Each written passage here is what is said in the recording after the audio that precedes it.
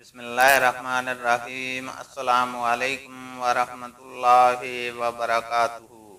हदीस नबवी सल्लल्लाहु अलैहि वसल्लम है। हमसे अबू अल यमान ने बयान किया, उन्होंने कहा कि हमें शुहैब ने जोरी से खबर दी कि उर्वा ने बयान किया कि मैंने उम्मुल मोमिनीन आयशा सिद्दीक़ा रज़ियल्लाहु तआला अन्हा से पूछा कि अल्लाह ताला के इस फरमान के बारे में आपका क्या ख्याल है, जो सूरह बकरा में है कि सफ़ा और मरवा अल्लाह ताला की निशानियों में से हैं, इसलिए जो बैतुल्लाह का हज या उम्रा करे उसके लिए इनका तवाफ़ करने में कोई गुनाह नहीं। कसम अल्लाह की, फिर तो कोई हर्ज ना होना चाहिए अगर कोई सफ़ा और मरवा की साई ना करनी चाहे।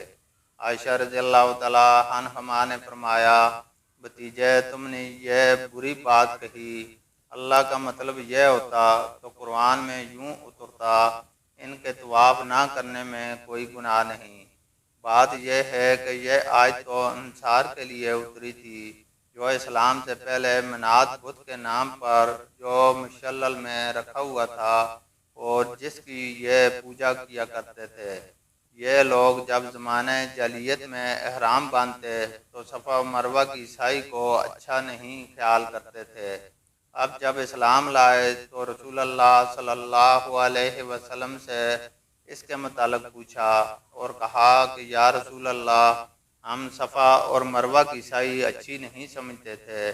इस पर अल्लाह ताला ने यह आयत नाज़िल फरमाई कि सफ़ा और मरवा दोनों अल्लाह की निशानियां हैं, आखिर आयत तक।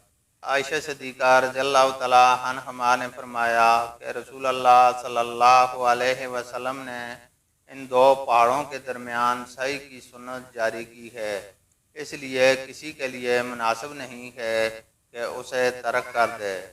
उन्होंने कहा कि फिर मैंने इसका जिक्र अबू बकर बिन अब्दुर्रहमान से किया तो उन्होंने फरमाया कि मैंने तो ये इल्मी बात अब तक नहीं सुनी थी, बल्कि मैंने बहुत से असहाब इल्म से तो ये सुना है कि वो यूं कहते थे कि अरब के लोग इन लोगों के सिवा जिनका आयशा सिद्दीक़ा रज़ियल्लाहु तआला अन्हा ने जिक्र किया, जो मनात के लिए एहराम बांधते थे, सब सफ़ा और मरवा का फेरा किया करते थे।